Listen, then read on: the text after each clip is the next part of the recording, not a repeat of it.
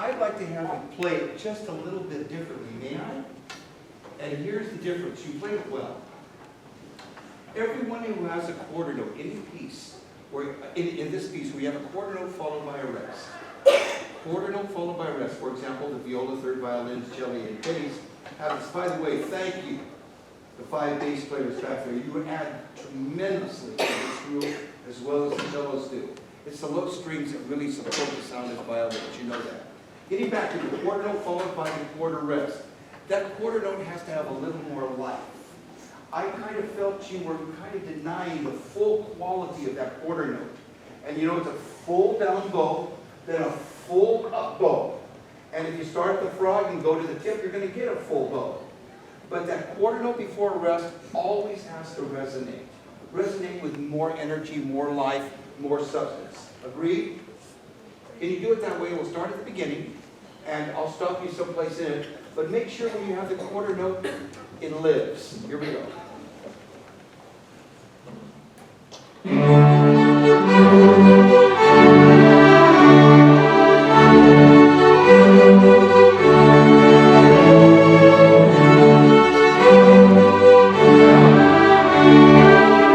is much more musical because you're giving life to the notes. You're not cheating them of that energy. That was nicely done. Did you hear the difference? Or I don't know if you can hear it over here. There was one little problem area, and it was between 25 and 29. What do you think the problem was? It was rhythm. It wasn't notes, it was rhythm. Can somebody offer a guess? What was the concern I had with those 4 measures? Yes?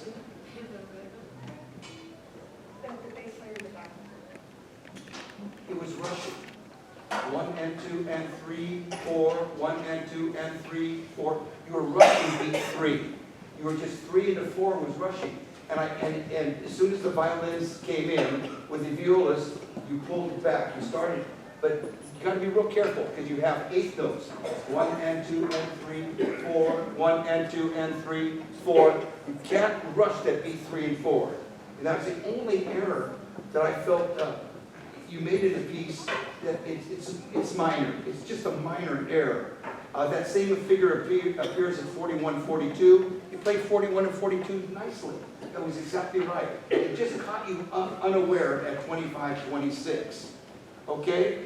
Nice balance in the group, thanks to the basses and cellos. Very nice.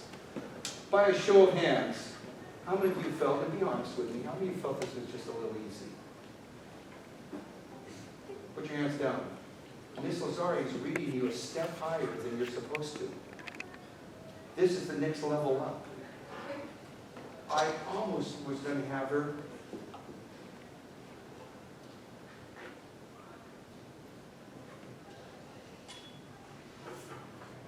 I know her that well.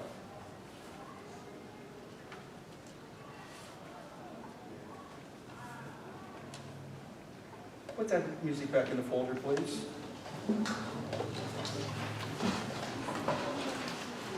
Okay, you got that folder? Put the music back in.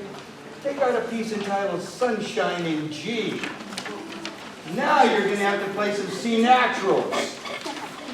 I wonder if you're going to use the lower finger. Sorry, no 4 minutes. Dead hit.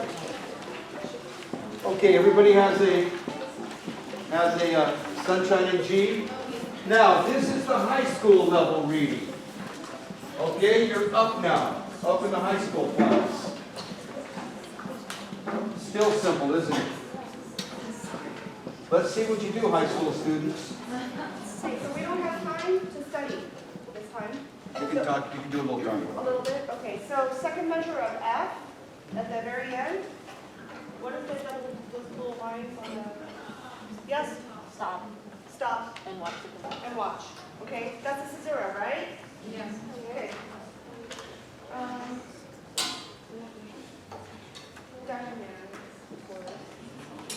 Pizzicato at the P. Don't rush the pizzicatos. We're just going to do it. We just play it.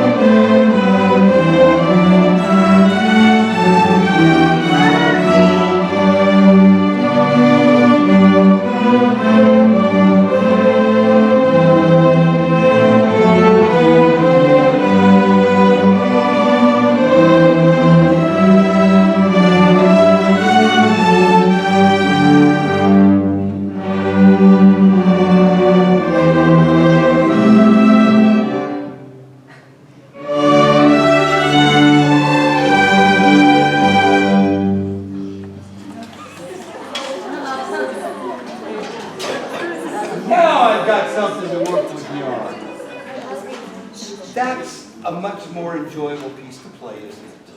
It's a little more challenging. It's right where you should be, knowing the quality of the instructor you have. Wonderful opening. Except somebody, no names, played a C sharp right to my left. Who was it? Don't confess. Don't confess. But I knew immediately when I heard the C sharp, I knew who did it by the look on that person sitting next to you's face. The person sitting next to you did this. I saw the neck go. And I thought, whoa, now I know. Okay, remember, you've got to stay on the road, folks. You've got to stay on the road, and this road is G. It's sunshine in G. It's not sunshine in D. Sunshine in G, you need that C natural. You know, you did something that was, I found comical. You would, at the pizzicato section, especially letter C, you were on the 2 and 4 of the beat, you weren't on the 1 and 3 of the beat. And all of a sudden, I know where you made your mistake. You made your mistake because you didn't give 3 beats of rest before C.